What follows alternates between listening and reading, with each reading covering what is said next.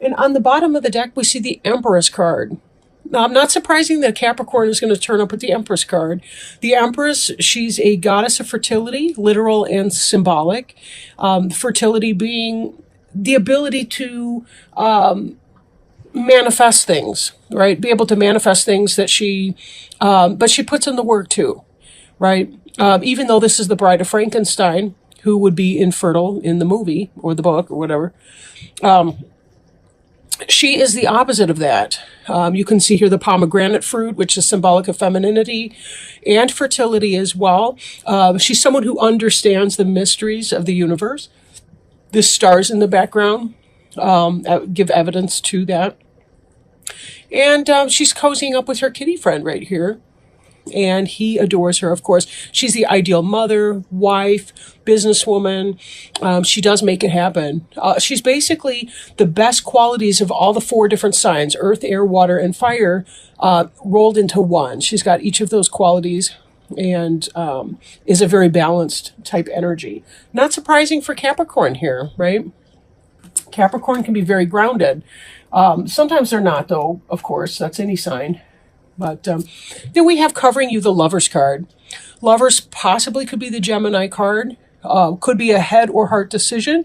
Or it could be that some of you are experiencing a new relationship with someone. There tends to be, in the lover's relationship, if it means a literal lover type relationship, a good deal of balance between the two of you.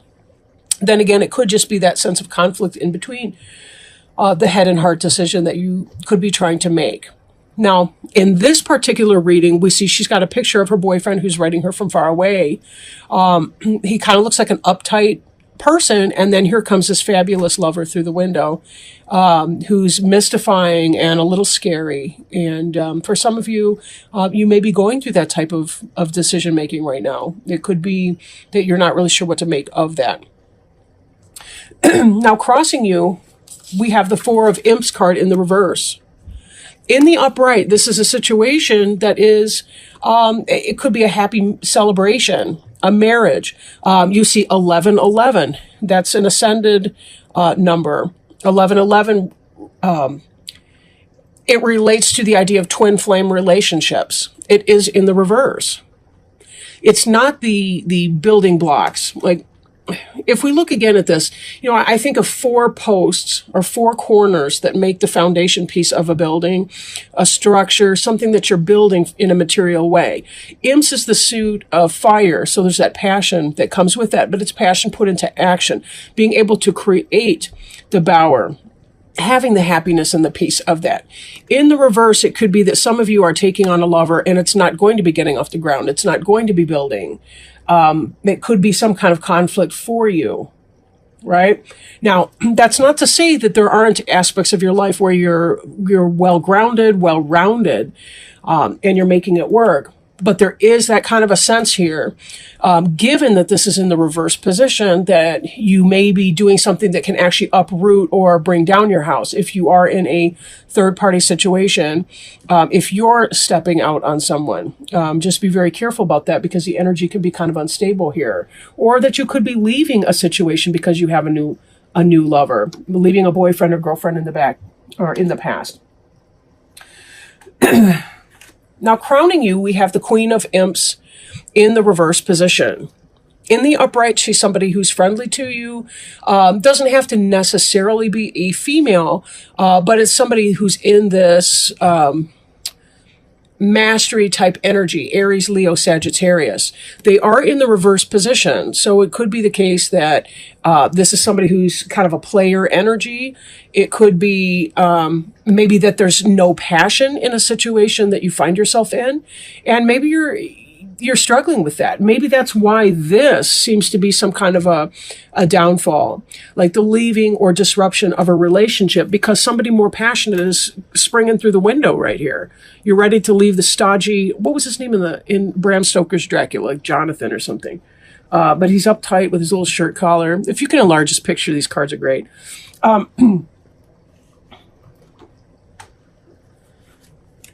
Now, Two of Fire is, They're not getting along. These two imps are at each other's throats, and there's a sense of, we have to find some kind of a balance here. Again, imps is fire. It has to do with passion.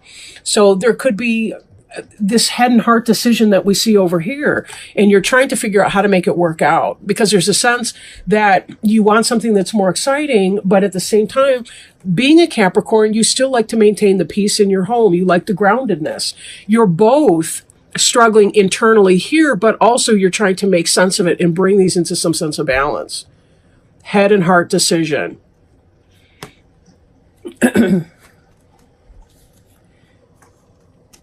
In the past, or it could be current energy that's moving into the past, we see you moving on from a situation that you've invested a lot of emotion in.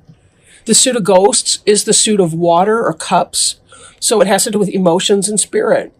When we Eight of Ghosts someone, basically we ghost a situation. We have to walk on. We got to leave. It's toxic for us. It's not fulfilling us emotionally. There's disappointment, heartache, loss with that. On some level, there's something that many of you that are viewing have left behind. That could be this leaving the partnership. Maybe you were living with someone and you're moving on from that. You've decided to leave it, and that's why it seems that your home life is uprooted, or the opposite of edification. What would that be? Uprooting, I guess. 10 of Imps, we see you with a great deal of responsibility. This is in the forward movement. This is what's coming, right? There's a great deal of responsibility that has to be done. If you are leaving behind some type of situation, you are uprooting. It could be that just the basic detail work. Again, though, Imps is fire. So there's something that you're taking on that you have to put this passion into action to make it happen. And there is still some sense of loss along the way. As many responsibilities as you have, one may get away. You may overlook something. So be careful that you're making your lists, checking them twice, kind of find out if you're naughty or nice. Well, but anyway, you get the point.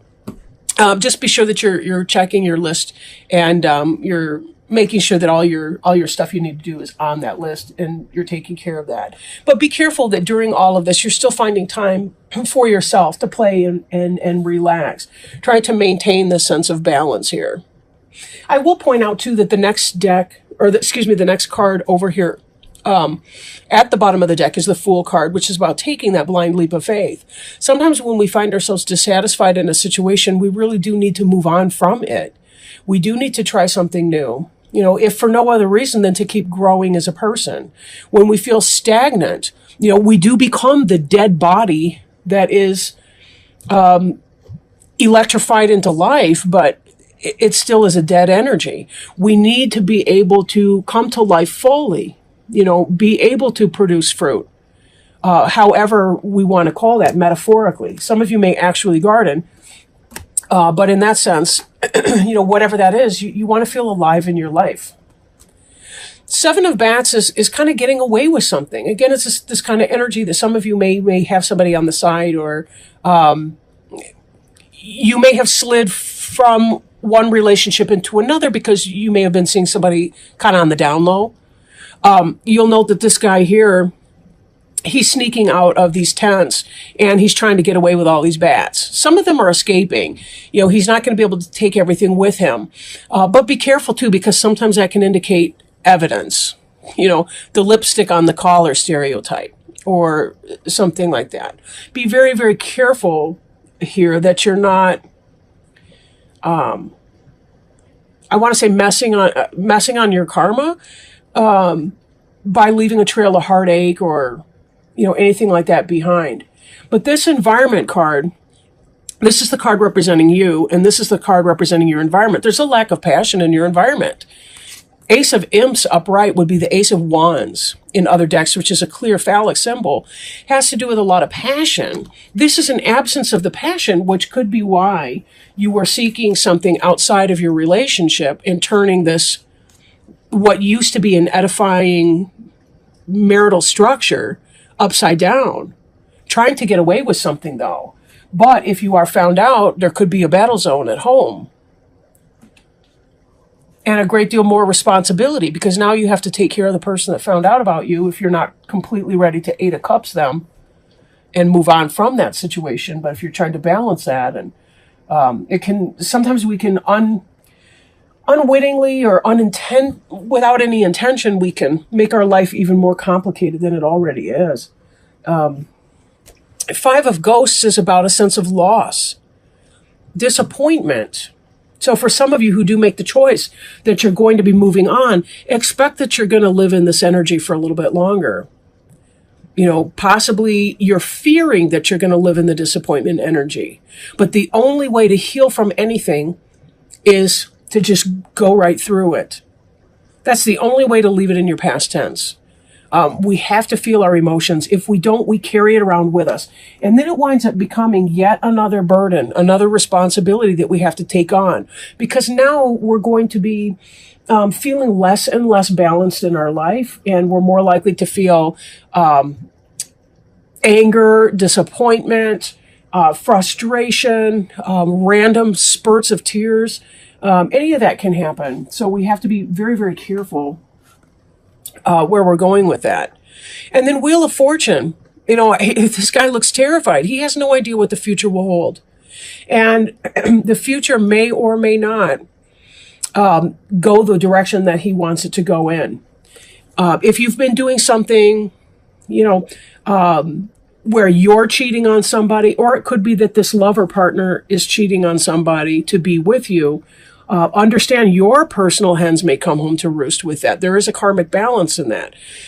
So, you know, are we operating from the idea that, you know, do no harm, or are we not? Then again, it could be that all of this is meant to be for you anyway. Typically, it does tend to be. Sometimes, though, we tend to make our lessons harder than they absolutely have to be, because we can engage in some of this battle type behavior down here. In a lot of decks, I kind of want to point out here, like in the classic Rider-Waite Tarot deck, it's a person who's facing away from the viewer of the card, and there are still 2 sticks, 2 wands in the middle.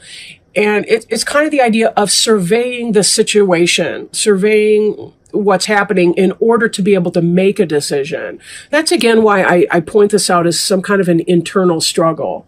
There's a lack of passion in your life, whether it's for another person or whether it's for, you know, your current life situation.